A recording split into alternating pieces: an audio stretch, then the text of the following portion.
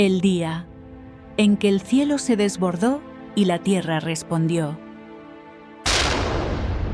Hubo un instante, breve pero eterno, en que el viento dejó de ser viento cuesquimangue y se convirtió en sentencia.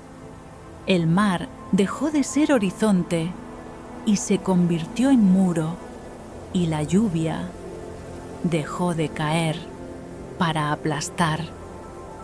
En ese instante, el mundo comprendió que no estaba preparado. Esta es la historia de una de las peores tormentas jamás registradas, un fenómeno que no solo reescribió récords, sino también destinos humanos. Una tormenta que combinó furia, escala y persistencia en proporciones casi imposibles. Una tormenta que dejó tras de sí cifras que cuesta pronunciar y silencios que pesan más que cualquier número. Fue en el año 2023 cuando el sistema ciclónico conocido como Daniel evolucionó en el mar Mediterráneo hasta convertirse en un monstruo meteorológico sin precedentes en la región.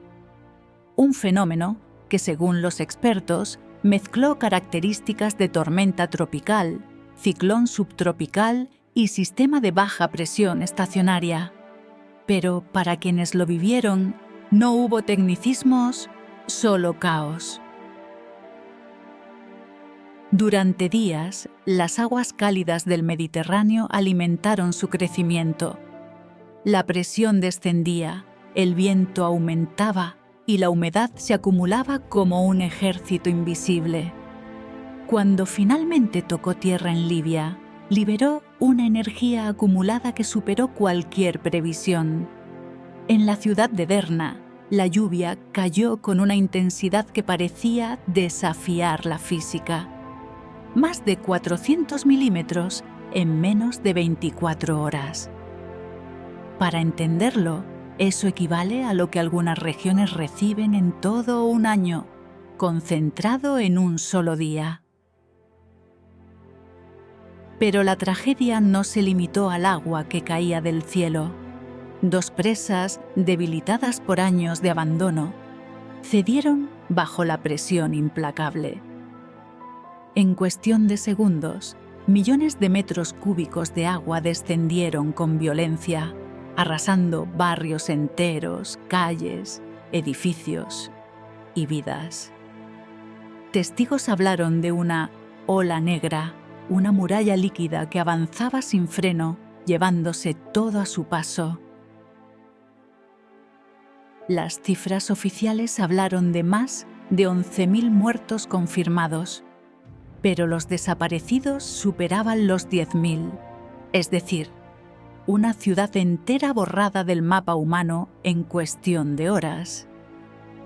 ¿Cómo se mide una pérdida así? ¿Cómo se traduce el silencio de miles de voces que ya no están? Para comprender la magnitud de este desastre, debemos mirar atrás. En el mismo país, Libia ya había enfrentado tormentas severas, pero ninguna comparable. En 1969, intensas lluvias provocaron inundaciones en Bengasi, dejando cientos de víctimas. Décadas después, en 2012, otro sistema de tormentas causó daños significativos, aunque con un impacto mucho menor. Sin embargo, Daniel no fue simplemente más fuerte, fue diferente, más lento, más cargado de humedad, más destructivo en su persistencia.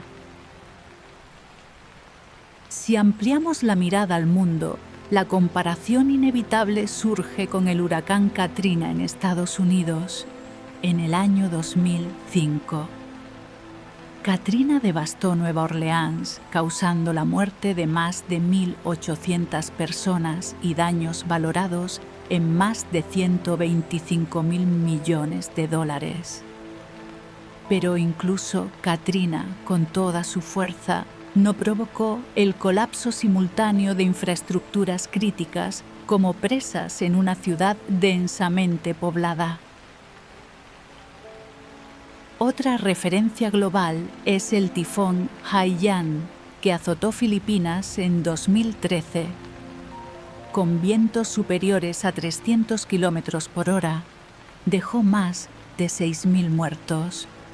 Su fuerza fue extrema, pero su impacto fue más previsible. En cambio, Daniel fue traicionero, inesperado, casi invisible, hasta que fue demasiado tarde. ¿Qué hizo a esta tormenta tan devastadora? La respuesta se encuentra en una combinación letal: cambio climático, infraestructura deficiente y falta de sistemas de alerta efectivos. El Mediterráneo, tradicionalmente más tranquilo, ha comenzado a mostrar comportamientos más propios de océanos tropicales. Las temperaturas del agua han aumentado, proporcionando más energía a sistemas que antes se disipaban rápidamente. Los científicos advierten que este tipo de fenómenos, conocidos como medicanes, podrían volverse más frecuentes. No necesariamente más numerosos, pero sí más intensos, más impredecibles, más mortales. En Derna, los sobrevivientes relataron escenas que parecen sacadas de una pesadilla: familias enteras desaparecidas, calles convertidas en ríos, automóviles apilados como juguetes. Un hombre describió cómo el agua arrancó la puerta de su casa, arrastrando a su esposa e hijos en cuestión de segundos. No hubo tiempo para reaccionar, solo para recordar. Las labores de rescate se vieron obstaculizadas por la destrucción de carreteras y puentes. Equipos internacionales llegaron, pero el acceso era limitado. El tiempo, como siempre en estos casos, era el enemigo más cruel. Cada hora que pasaba reducía las posibilidades de encontrar sobrevivientes. Las imágenes satelitales mostraban una ciudad irreconocible. Donde antes había edificios, ahora había barro. Donde antes había vida, ahora había silencio. Y en medio de ese silencio, una pregunta persistente: ¿podría haberse evitado? La respuesta no es sencilla, pero sí es incómoda. Las presas que colapsaron habían sido señaladas como vulnerables años antes. Informes técnicos advertían de su deterioro, pero las reparaciones nunca llegaron. En ese sentido, la tormenta no fue la única culpable. Fue el detonante de una tragedia anunciada. Este desastre nos obliga a reflexionar sobre nuestra relación con la naturaleza.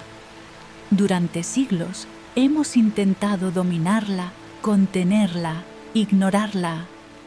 Pero eventos como este nos recuerdan que seguimos siendo vulnerables, que el equilibrio es frágil y que romperlo tiene consecuencias.